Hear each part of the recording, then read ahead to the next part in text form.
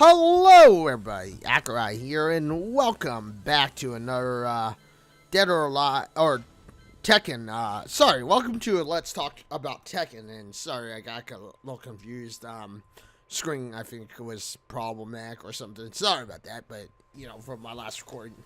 But anyway, welcome to a little bit of another Let's Talk About Timing videos. And in today's Let's Talk About Timing videos, we are talking about timing for Tekken 7. So, I've been trying to figure out who my main character will be for Tekken 7. So far, I've kind of enjoyed Master Raven, but, I like Lily. I want to try Lily out. I want to try, many other characters. But anyway, we're not talking about characters today.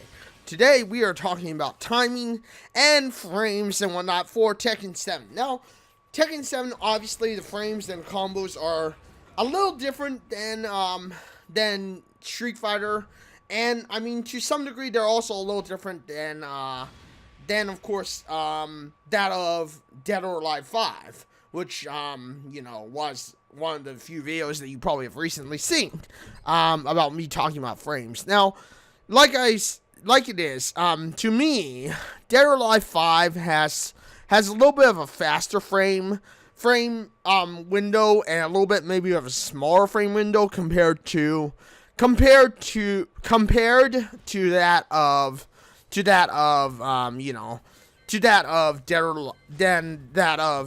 7. Obviously Tekken 7 and Dead or Alive 5 have different frame windows than Street Fighter completely. Even though I didn't talk about it much on Dead or Alive 5, both Street Fighter and Tekken can do 8-way moves, or 8-way movement, which means that you can kind of flip the side of where you're going as far as things go. And, I mean, as you can see here, one of the great things about Tekken 7 is that you can display a combo that you may want to learn or may want to practice if you want just a little sample of what you're trying to do. Obviously, much like Tekken 7 or even Tekken 5, you're going to find, obviously like Dead or Alive 5 or Tekken 7 or Street Fighter, you're going to find that the parry window is always going to be a little bit different than anything.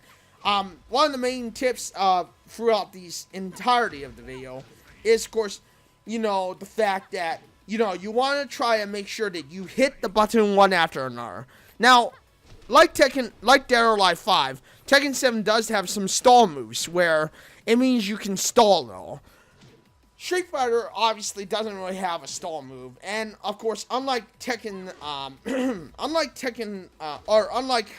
Street Fighter, Tekken 5 has some moves that go around the character. So obviously, when you do these things, you're going to see that they move like I'm circling around the character, which is something that I didn't show in Dead or Alive 5. Now, obviously, Dead or Alive 5 does, at least to some degree, have 8-way movement. And, of course, some moves will require you to utilize that 8-way movement. But for the most part, the 8-way movement in Dead or Alive 5 is usually just a way to get away and dodge moves. In Tekken 7, they play a pivotal role in some of your movesets and in some of the things that you may do, that you may or may not do. So, So, yeah, there is that. But yeah, as you can see, much like Dead or Alive, Tekken 7, it's all about the timing and learning when you, of course, had the frames, hit. So, as you can see here, I'm kind of just displaying the moves and seeing how they work. And obviously, it does take some timing. You gotta remember that it's all about the the frames, and knowing that once you execute one part of the move, you have about maybe, I would say half, maybe maybe a half a second to 1 second to prepare the next move. As again, it is based on startup frames, active frames, and recovery frames. Obviously, you don't want to go into recovery frames, especially in Tekken and Dead or Alive 5, because you can get punished because of those recovery frames. Something that Street Fighter doesn't have very often seen is punishment because of recovery frames. But there are recovery frames that also can be punished in Street Fighter. In Tekken 7, of course, it's all built around, like, if you're going to do this move, there's a certain point that you may be punished because of it. And you'll see, like, even when in this game, that I do have a few times where, you might be able to obviously spot out, like, for instance, with me practicing and learning Lily, you'll obviously see how, I have times where I could have been easily punished if I missed it. So, But like I said, I'm not sure if I'm going to make Lily my main character. I'm just speculating. I was just testing things out, but I thought it would be a good idea to help you get an idea of the frame windows and stuff in Tekken, because Tekken, unlike Street Fighter and to some degree Dead or Alive 5, is a bit more of a slower paced game. Like, what you'll see from Tekken is not something where it's going to be like, Street Fighter, where it's high octane, very fast, very aggressive. I mean, you will see some people who are very, very aggressive, very, very high octane, very, very fast. But for the most part, of course, you'll more or less run into people who are just basically going to,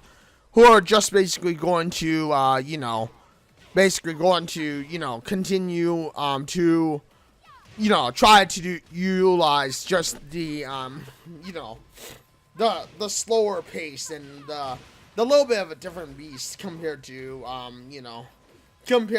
like Dead or Alive 5 or Street Fighter. Because, it is what it is. But as you can see here, I'm here trying to figure out some combos. I was trying to figure out the sample combo, but obviously I'm also figuring out some other combos with Lily. And, anyway, so, as I was saying, with that for the most part being said, I do believe that we are, reaching near the end of this video, and hopefully this has helped you understand the frames and the parry window and whatnot, as y'all have seen me be doing here. Well, not parry window, but, the frames, and as you'll see here, the, the overall movement and stuff. And yeah, I mean, hopefully this has helped you understand the Tekken 7 and their frame rate and whatnot, and, just in general, some of the things you'll be learning, to get better. Because after all, for the most part, it's not about rank, everybody. If you want to be part of the FGC community or anything, as far as I've learned, it's like, forget about the rank. Forget about being, like, high on the leaderboard. Focus more on just, doing your moves and, and utilizing all that you learn. In a way, block out everything else. Because at the end of the day, your rank and stuff, it doesn't matter. Sure, it's a motivator. Sure, it'll make it to where you're like seeing the rank climb, the numbers climb. And, I mean, it's because, obviously more people, your fans, the people who watch the stream, who watch you, they're the ones who are getting excited over seeing you at the best rank ever. It shouldn't be the thing that makes you who you are or determines your skill as a player. I mean, overall, rank is nothing more than an assessment. So, if for instance it says, "Oh, I'm gold," or "I'm diamond," like in Street Fighter, then that's just an assessment of where the computer believes you are. You could only be, like, for instance, you could be a diamond rank, and yet you're only, like, ultra gold, or something like that. You know what I mean? So, technically, it's like, it doesn't really mean a lot to you, from the get-go. But, yeah, with that being said, I mean, thank you, everybody, for joining me today on this video. I do apologize if it is a little shorter than usual, but thank you for joining me nonetheless.